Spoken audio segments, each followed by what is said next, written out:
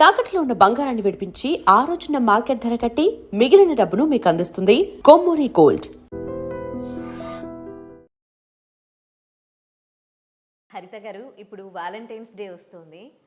చాలామందికి ప్రేమకి అసలు అట్రాక్షన్కి ఇన్ఫాక్చుయేషన్కి డిఫరెన్స్ అనేది తెలియదు.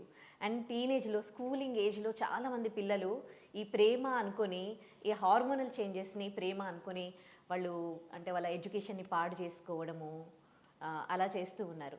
అసలు పిల్లలకి పేరెంట్స్కి ఈ టీనేజ్లో ఉండాల్సిన ఈ ప్రేమకి సంబంధించి ఎలాంటి అవగాహన ఉండాలి?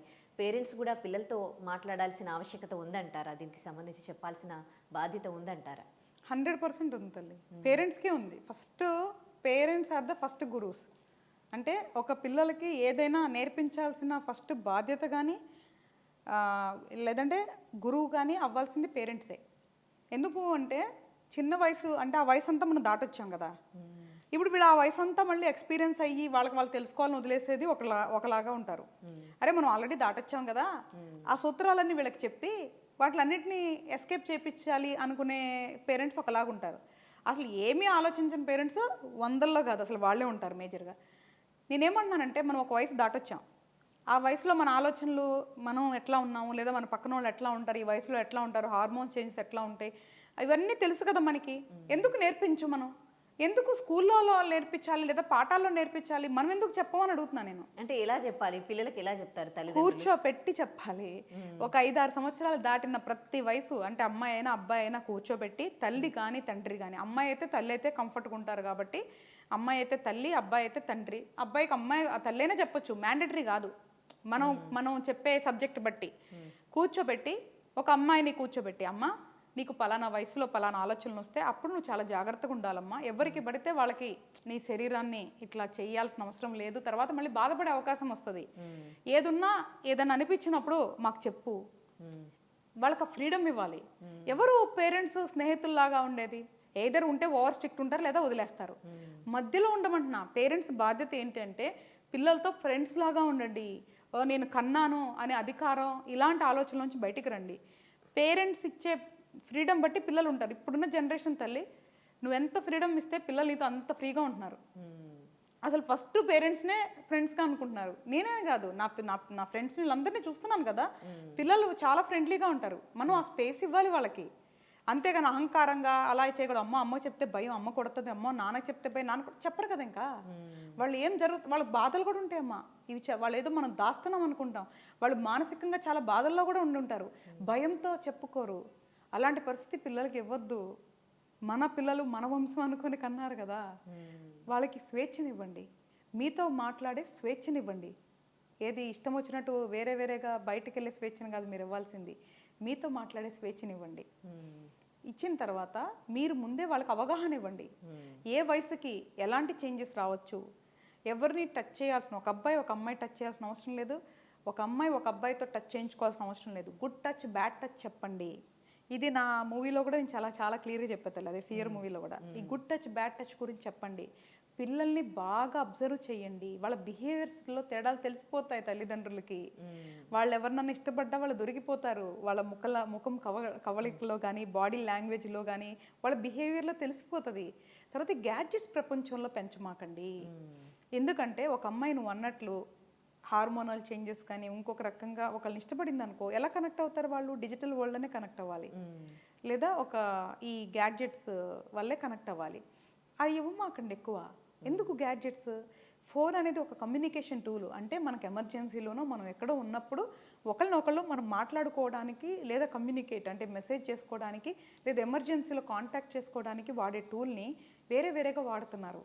అది పిల్లలకు అప్పుడే ఇవ్వమాకండి. ఒక వయసు వచ్చాక ఇవ్వండి.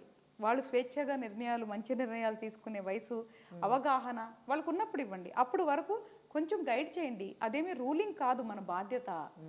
మన బిడ్డల్ని ఒక స్వచ్ఛమైన సేఫ్టీ ఎన్విరాన్మెంట్లో పెంచడం మన బాధ్యత. అంటే కోరికలు తీర్చుకోవటాలు తప్పు కాదు, కానీ అవి రాంగ్ హ్యాండ్స్లోకి వెళ్ళకూడదు. తెలియక పిల్లలు రాంగ్ హ్యాండ్స్కి వెళ్ళిపోతారు. హార్మోన్స్ బ్యాలెన్స్ చేసుకోవాలి కాబట్టి ముందు నుంచే మనం వాళ్ళు గైడ్ చేస్తే మెంటల్గా వాళ్ళు స్టేబుల్గా ఉంటారు, స్ట్రాంగ్గా ఉంటారు. పేరెంట్స్ గైడెన్సే పిల్లల ఫ్యూచర్. అది ఏ విషయంలో అయినా, హార్మోన్స్ అయినా, ఎడ్యుకేషన్ అయినా, లైఫ్ అయినా, సొసైటీ అయినా, మన పిల్లలకి ప్రతి ఒక్క దాంట్లో మనం అవగాహన పెంచాలి. ఇప్పుడు గ్యాడ్జెట్ లేని చేతిలో లేని పిల్లలు అయితే ఉండరు. మీరు చెప్పే మెసేజెస్ కూడా చాలా మందికి సోషల్ మీడియాలో ఫార్వర్డ్ చేసుకుంటూ ఉన్నారు. ఇప్పుడు మీరు లవ్ గురించి మాట్లాడేది చాలామంది పిల్లలు చూస్తూ ఉంటారు. డైరెక్ట్గా వాళ్ళకి టీనేజ్లో పుట్టే అట్రాక్షన్స్ని వాళ్ళు దానికి లొంగిపోయి దాని గురించి ఆలోచిస్తూ లవర్స్ లాగా మాట్లాడుకోవడం, ముచ్చట్లు పెట్టడం, టైం వేస్ట్ చేయడం చేస్తూ ఉంటారు. అలాంటి పిల్లలకు ఆ ఏజ్లో పుట్టే అట్రాక్షన్కి లవ్కి తేడా ఏంటి అనేది డైరెక్ట్గా మీరు చెప్తారా? తప్పకుండా నాన్న. ఇప్పుడు ఏదైతే వయసు ఉందో హార్మోన్స్ అనేది, అంటే ఇప్పుడు టీనేజ్ వయసు ఏదైతే ఉందో హార్మోన్స్ అనేది ఎక్కువ ప్రభావితం చేస్తాయి. మనం ఒకళ్ళు చూసి నచ్చాము అనుకుంటే ఆ మనిషిలో ఏదో రూపమో గుణమో నచ్చి ఉండొచ్చు, కానీ ఫిజికల్గా వెళ్ళాల్సిన అవసరం లేదు నచ్చినంత మాత్రాన. ప్రేమ వేరు, లస్ట్ వేరు. ఈ రెండింటిని సపరేట్గా చూడండి. ఒక మనిషిని ఇష్టపడిపోయి అన్ని ఇచ్చేయమాకండి. ఆ అమ్మాయి అయినా అబ్బాయి అయినా సరే. వేరే అలవాట్లకి వెళ్ళమాకండి. ఈరోజు రేపు జరుగుతుంది ఏంటి అంటే, ఒక మనిషిని ఇష్టపడి మాట్లాడటం తప్పు కాదు, ఒక మనిషిని ఇష్టపడే సమయం కేటాయించడం తప్పు కాదు. బియాండ్ వెళ్ళొద్దు ఒక వయసు వచ్చే వరకు. రెండోది, వేరే అలవాట్లకు వెళ్ళొద్దు. ఈ మద్యాలు, ధూమపానాలు, మత్తు పదార్థాలు, వీటి అలవాట్లోకి వెళ్ళొద్దు. చాలామంది చాలా జీవితాలను కోల్పోతున్నారు, భయభ్రాంతులుగా బతుకుతున్నారు. పేరెంట్స్కి అసలు ఏం తెలియట్లేదు. సో దయచేసి ఏ వయసులో జరగాల్సిన ముచ్చట ఆ వయసులో జరగాలి. ఇప్పుడు ఒక మనిషిని ఇష్టపడితే మాట్లాడుకోండి, సమయాన్ని కేటాయించండి, ఫ్రెండ్షిప్ చేయండి, ఇట్ ఈస్ ఓకే.